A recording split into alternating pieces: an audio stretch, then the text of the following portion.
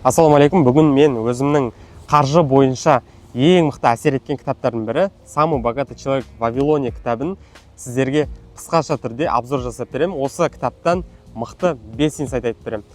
Жалпы бұл кітап әлемдегі бестселлер, көптеген адамның жалпы бай болуға өте көп әсер еткен кітаптардың бірі.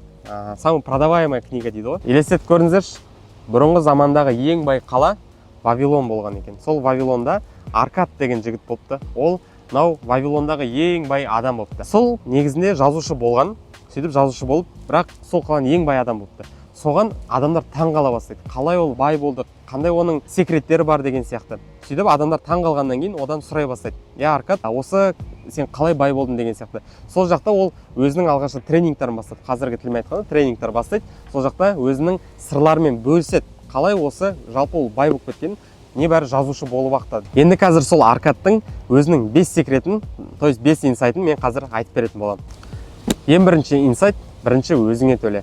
Негізінде біз қалай? Біз бірінші ақша түседі. Ақша түскенде біз бәрін бірінші төлеп тастаймыз. Қарыздыкын, ананы, коммуналканы, квартираны деп. И потом өзімізге қалғанын бірдеңе қылып отклад етіп қоямыз. И то отклад етілсе деген нәрсе ғой. А бұл жақта принцип қандай? Ең бірінші адам өзіне төлеу керек.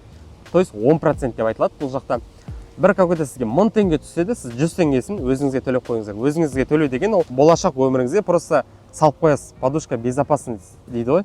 Вот, сол нәрсені біз қолдануымыз керек. Егер біз ең простой осы нәрседен бастасақ, ол көптеген бізді байлыққа алып келетін болады. Ол явный нәрсе. Басында ойлауыңыз мүмкін, 100 000 теңге табам, 10 000 теңге ғана құям ба деген сияқты. Бірақ ол нәрсені сіз бастасаңыз, сіз оның азартына кіріп кетесіз. Келесі көп қойғыңыз келіп кетеді деген сияқты. Сөйтіп сіз өзіңізге мықты уверенность пайда болады. А когда сізде іште уверенность болса, ол сізде жаңағыдай бір жерде ақшам бар деген уверенность болады. И ол сіз переговорыда, өмірде сізге қатты көмектесетін болады. Өйткені сіз жоқ деп айтудан ұялмайсыз, көптеген өзіңізге позволить ете аласыз көп нәрсені. Осы 10% отклад ету арқылы. Осы бірінші заңдылық. Екінші принцип, ол ақша сен үшін жұмыс жасау керек.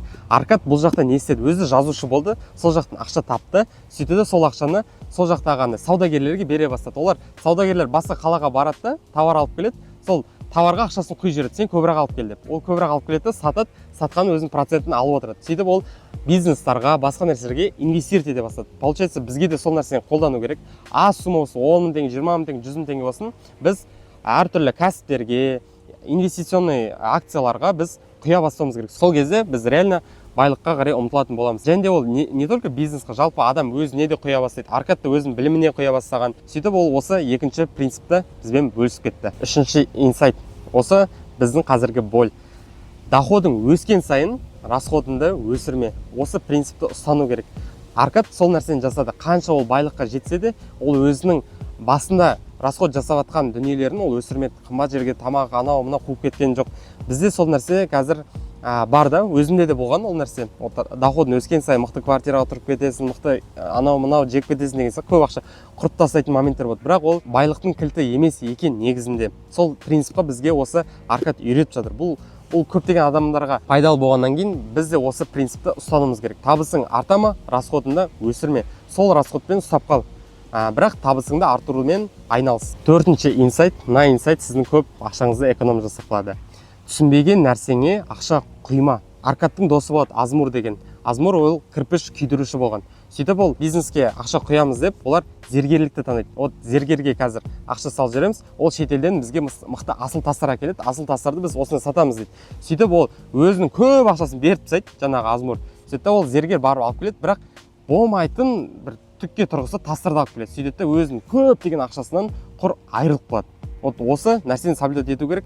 Өзің білмей тұрған нәрсеге вообще ақша құюдың қажеті жоқ. Сен ол салада түсінбейсің бе? Істеме. Допустим, сен Каспий саласын түсініп тұрсың ба? Сол Каспий саласына ақша құй деген сияқты ғой. Сол сияқты өзің білетін нәрсеңе ғана құйған өте абзал болады. Білмейсің бе, сен оның не цифрін есептемайсың, не ол қалай болатынын вообще понятиең вообще жоқ болады.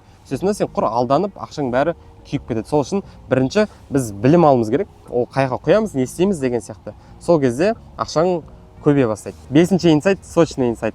Ақша табудың қабілетін өсір. Яғни ақша көп табуға ұмтыл. Аркад басында өзі жазу сызу жасай алатын бір жас жігіт болған еді. Бірақ кейін Вавилонда ең бай адам болды. Ол не істеді? Ол просто күнде мықты кәсіпкерлермен, мықты бай адамдармен сөйлесе бастады. Солардан білім ала бастады, дамыды. Күнделікті ол өзін именно осы ақша табуға байланысты көптеген білім ала бастады. Сол кезде ол өзі жақсы ақша таба бастады, соответственно, екен ол күнде дамиды. Өзінің бір мықты фразасы бар Аркадтың: мынау ақша табу деген ол бұлшық ет сияқты. Оны сен үйренген сайын бұлшық етті качать еткенде дейді. Вот біз, допустим, бицепс жасаймыз, сол сияқты ақша табудың да бұлшық еті бар да, соны біз качать етуіміз керек. Сол кезде адам мықты бола бастайды, именно қаржылай түрде. Осылай, осы 5 инсайтты енді өмірлеріңізге қолдансаңыздар, мен ойлаймын, қаржылай еркіндікке, қаржылай жаңағы мықты табысқа шыға аласыздар деген мен міндетті түрде сөйтіп ойлаймын. Өйткені мынау айтылған нәрсенің бәрі бұл ақпараттар негізінде. Ол ақпараттар білімге айналу керек. Білімге айналу үшін сіз ол нәрсені қолдануыңыз керек. Просто ақпаратты владеть ету ол не о чем да. Лучше сол нәрсені білімге айналдырайық. Ал енді қорытындылап жіберсек, осы 5 инсайтты. Бірінші инсайт ол өзіңе бірінші төле, жаңағыдай 10%. Екінші инсайт ақша сен үшін жұмыс жасасын, жаңа бизнестарға, басқаларға құй. Үшінші инсайт табыс артқанда шығынды өсірме. Получается, расходыңды қатты өсіруге болмайды. Төртінші нәрсе өзің білетін нәрсеге ғана ақша құй. Бесінші нәрсе ақша табу қабілетіңді дамыт.